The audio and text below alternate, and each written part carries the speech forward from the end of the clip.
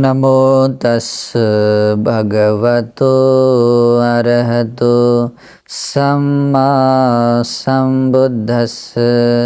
साधु साधु साधु। श्रद्धावंत उपासकों, हम तथागत आर्य सम्यक संबुद्ध के द्वारा उपदेश श्री सद्धर्म श्रवण कर रहे हैं। त्रिपिटक ग्रंथ में जो अंगुत्तर निकाय है और उस अंगुत्तर निकाय का जो दूसरा निपात है कम्म करण वग्गो, उसके अंतर्गत आने वाला तीसरा सूत्र तपनीय सूत्र। तपनीय सूत्र आज हम देखने वाले हैं। इसमें भगवान बुद्ध इस तरह से धर्म की देशना बताते हैं। द्वे में भिक्खवे धम्मा तपनीय।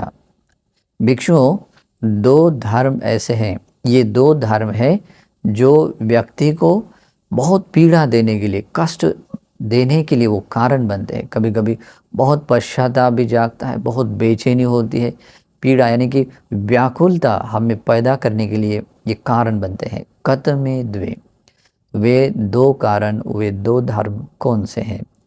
फिर भगवान यहाँ कहते हैं इद भिक्खवे एकचस काय दुश्चरितं कतंग होती। भगवान कहते भिक्षुओं, यहाँ किसी एक व्यक्ति के द्वारा कायिक अकुशल यानी कि काया का दुराचरण किया गया होता है। यानी कि उसकी काया के द्वारा जो भी दुराचरण किए जाते हैं, जैसे कि ये शरीर, काया यानी शरीर, इस शरीर को मूल करके उसने किसी प्राणी को कष्ट दिया होता है, यानी कि मारा होता है हाथ से, डंडे से, डेले से, या अन्य किसी प्रकार का कष्ट दिया होता है, या हिंसा भी की होती है, या चोरी की होती है, या व्यभिचार किया होता है। तो भगवान कहते हैं किसी व्यक्ति का काय दुश्चरितं कतंग होती, काय के द्वारा किए जाने वाला जो दुराचरण है वो कर चुका होता है, मतलब वो ऑलरेडी उसने पाप किया हुआ होता है। और लेकिन अकतंग होती काय सुचरितं, लेकिन उसने काया का द्वारा जो होने वाले जो सुचरित है, यानी कि शरीर मूल करके जो अच्छे कर्म करने चाहिए वो नहीं किए होते हैं। यानी कि उस सभी प्राणियों के प्रति दया करुणा करते हुए हिंसा से दूर रहना उसने नहीं किया होता है। न दी हुई चीज़ों से लेने से दूर रहना, यानी कि चोरी करने से दूर रहना नहीं किया होता है। और जो व्यभिचार करने से दूर रहने का स्वभाव से भी नहीं किया होता है। तो भगवान बुद्ध कहते हैं काया के द्वारा जो सुचरित धर्म है, जो अच्छे सद्गुण है, उन सद्गुणों को उसने अपनाया नहीं होता है, उसके अनुसार आचरण नहीं किया होता है। इस कारण से व्यक्ति को बहुत दुख होता है। यानी कि वो बात जब जब उसको याद आती है तो उसको हमेशा बहुत पश्चाताप होता है, दुख होता है। हिंसा करते हुए, चोरी करते हुए या व्यभिचार करते हुए, किसी किसी को लाइफ में एक बार करते हैं और पूरी ज़िंदगी भर उसको वो बात हर्ट करती है, बार बार उसके चुभाती है कि अरे मेरे द्वारा ये बात ऐसी हुई है। और इस कारण से वो बहुत उसको दुख होता है। इसलिए भगवान ने कहा ये एक बात है जो उसको चुभाती है। उसको ये बात होती है कि मेरे काया मूल करके मैंने दुराचरण किया है, और मेरे काया मूल करके मैं सदाचरण नहीं कर पाया, जो अच्छा करना है जो नहीं कर पाया। फिर आगे भगवान कहते हैं वची दुश्चरितं कतंग होती अकतंग होती वची सुचरितं।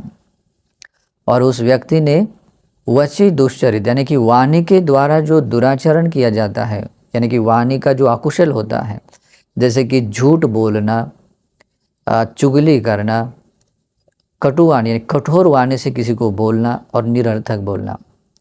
कोई आदमी ऐसा होता है कि किसी कारण से, छोटे छोटे लाभ के कारण व्यक्ति झूठ बोलता है, लेकिन उसको ज़िंदगी भर ये बात उसकी टोकती रहती है, चुभाती रहती है कि मैंने झूठ बोला है, बहुत गलत किया है, और इस कारण से उसको शांति नहीं आती। कभी कभी बहुत बड़ा अपराध जब छुपाने के लिए झूठ बोलता है तो उसको हमेशा वो बात छुपाती है, यहाँ तक कि मरते समय तक। कभी कभी आदमी चुगली करता है, यानी कि दो बहुत प्यार से रहने वाले दोस्त होते हैं, इधर इसकी बात उसको जाकर बताता है, उसकी बात इसको बताता है, और वो दो मित्र में फूट डाल देता है, मतलब वो अलग कर देता है। और ऐसा होने के बाद में उसको वो ये बात हमेशा चुभाती है, मतलब वो इस तरह का अकुशल करता है। और ऐसा किया हुआ होता है। और कोई व्यक्ति कठोर वाणी से बोलता है, यानी कि कभी कभी ऐसे लोगों को देखते हैं कि कोई एक बात कटु वाणी से बोली है तो वो जिसको बोली वो भी भूलता नहीं है, और जिसने बोली होती है उसको भी एक पल की भी शांति नहीं मिलती है। उसको वो तपनता देती है, व्याकुलता देती है, पीड़ा देते हैं। और निरर्थक बोलने की एक पीड़ा अलग हो जाती है, क्योंकि कभी कभी निरर्थक बोलने के बाद बहुत कुछ समय बीतने के बाद में कुछ भी हासिल न होने के कारण बाद में पता चलता है कि पश्चाताप होता है, पीड़ा महसूस होती है। तो भगवान ऐसे ही करते हैं, कहते हैं जिस व्यक्ति के द्वारा काय दुश्चरित, काय के द्वारा जो दुराचरण किया जाना होता है वो कर चुका होता है, काय दुश्चरित किया गया होता है, लेकिन नहीं, वाणी का दुश्चरित किया गया होता है, लेकिन वाणी का जो सुचरित धर्म है, जो अच्छाइयाँ है, वो उसने नहीं की होती है। यानी कि वाणी के सदाचरण नहीं किए होते हैं। इस कारण से जब एक पर्टिकुलर टाइम आता है, जब मृत्यु का समय आता है, तो व्यक्ति को बहुत पीड़ा उत्पन्न होती है, बहुत व्याकुलता उत्पन्न होती है। और साथ में भगवान बुद्ध कहते हैं किसी एक व्यक्ति ने मनोदुश्चरितं कतंग होती, मन के द्वारा किए जाने वाले जो पाप होते हैं वो कर चुका होता है, किए होते हैं। जैसे कि उसने कभी विषम लोभ किया रखा होता है, किसी के प्रति द्वेष किया होता है, बहुत घृणास्पद कोई ऐसी वाणी बोली होती है, द्वेष होता है। किसी लोगों को मैंने ऐसे भी देखा है कि उनके मन में ऐसी द्वेष के गांठें बांधते हैं कि वो मतलब भूलना भी नहीं चाहते हैं। कुछ लोग तो ऐसा भी कहते हैं कि मैं उसको जीवन भर नहीं, बहुत जन्मों जन्मों तक नहीं भूलूंगे करके ऐसे बोलते भी हैं। और इस कारण से क्या होता है, सबसे पहला तो नुकसान तो खुद का होता है, अपनी खुद की शांति खो देते हैं, खुद को हमेशा ये बात चुभाती रहती है। मैंने ऐसे भी लोगों को देखा है कि जो लोग मतलब द्वेष करते हैं, और जिसका द्वेष करते हैं, द्वेषवाणी बात बोली होती है, उसका नाम सुनने के बाद में या उसका कुछ भी मतलब उसके उपयोग में लाने वाली चीज़ भी देखने के बाद में तुरंत गुस्सा आ जाता है, बहुत गुस्सा आ जाता है। ये मन का पाप है और उसको कर चुका होता है। और उससे भी बड़ा मन का पाप होता है मिथ्या दृष्टि। जनरली मिथ्या दृष्टि व्यक्ति को समझ में नहीं आता है कि क्या मैं सम्यक दृष्टिवान हूँ या मिथ्या दृष्टि हूँ। हर एक मिथ्या दृष्टि को लगता है मैं जो कहता हूँ वही सत्य है, बाकी सब झूठ है। और इसी कारण से उसको मरते समय तक वो पता नहीं चलता है कि ये मेरा कोई पश्चाताप करने जैसा कुछ बात है। लेकिन मिथ्या दृष्टि व्यक्ति जो मन का पाप कर्म है, जब वो मिथ्या दृष्टि व्यक्ति की दो ही गतियाँ होती है, या तो वो निरे लोक में जाता है, नहीं तो तिरछान लोक में। और जब उस लोक में चला जाता है, उस नरक के द्वार पर खड़ा रहता है, उस समय में वो बात उसको पश्चाताप दे, अरे मैं सम्यक दृष्टिवान नहीं बना, मेरे द्वारा जो मन के किए जाने वाले सुचरित धर्म थे, जैसे कि अलोभी होना, यानी कि विषम लोभ का परित्याग करना, और जो मन का सुचरित है सबके प्रति मैत्री करुणा युक्त ही मन में सद्भाव रखना, है ना, मैत्री युक्त मन में सोच रखना, या सम्यक दृष्टिवान बनना, ये जो मन के द्वारा किए जाने वाले सुचरित धर्म हैं वो मैंने नहीं किए हैं, और मैंने मन के द्वारा दुष्चरित किए हैं। ये उस समय में उसको ये बात उसको मतलब वो तपाती है, दुख देती है। और इसी कारण से भगवान बुद्ध ने भी ये कहा है कि जो व्यक्ति इस तरह से अपने काया वाचा मन के दुश्चरित है, यानी कि दुराचरण है, उसको कर लेने के कारण, और जो सदाचरण है उसको न करने के कारण बहुत शोक करता है, बहुत दुख मतलब उसको वो तपाने वाली बात होती है।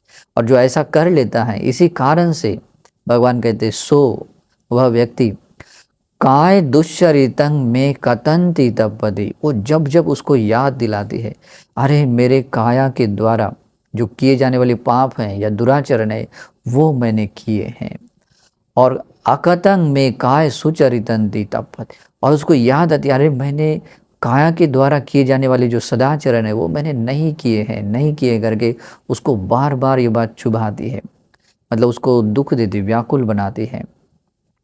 वची दुश्चरितं में कथन दितपति, और उसको याद आता है, अरे मैंने वाणी के द्वारा किए जाने वाले दुश्चरित है, जो दुराचरण है वो मैंने किए हैं। अकथं में वची सुचरितं, और मैंने वाणी के द्वारा किए जाने वाले जो सदाचरण है वो मैंने नहीं किए हैं। और ऐसा सोचकर वो और तपता है, मतलब और व्याकुल होता है, पश्चाताप करता है। बाद में कहते हैं, मनो दुश्चरितं में कथंति, मैंने मन के द्वारा किए जाने वाले पाप कर्म मैंने किए हैं, और मन के द्वारा किए जाने वाले जो शुभ कर्म है, सुचरित धर्म है, वो मैंने नहीं किए हैं।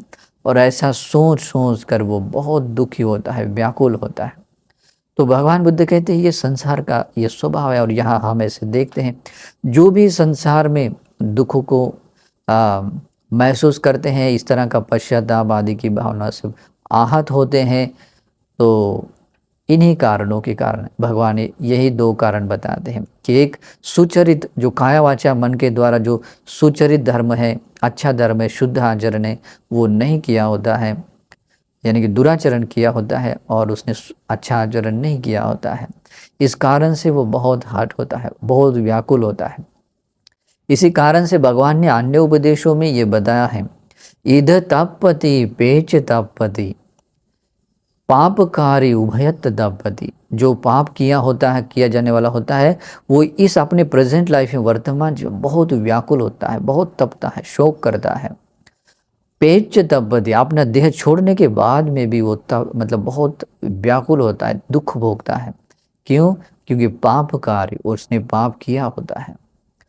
पापं में कथंति तपति, और मैंने पाप कर्म किया है, ये सोचता है और सोचता है, इससे क्या होता है, भियो तपति दुर्गति, वो बाद में दुर्गति लोक में जाकर और बहुत दुख मतलब बहुत व्याकुल होता है, दुख को भोगता है।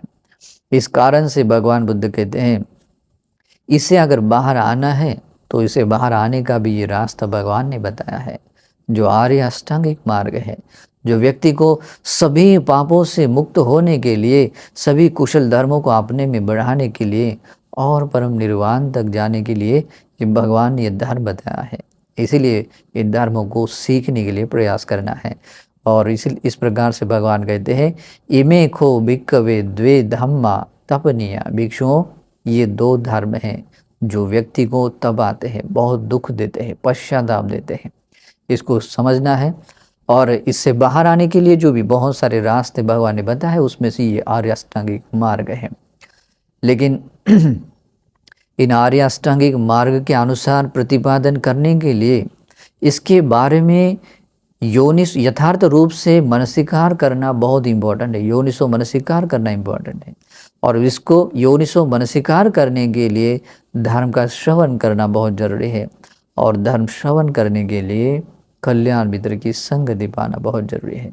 तो इस तरह से ये तपनीय जो सूत्र है, ये सूत्र यहाँ समाप्त होता है।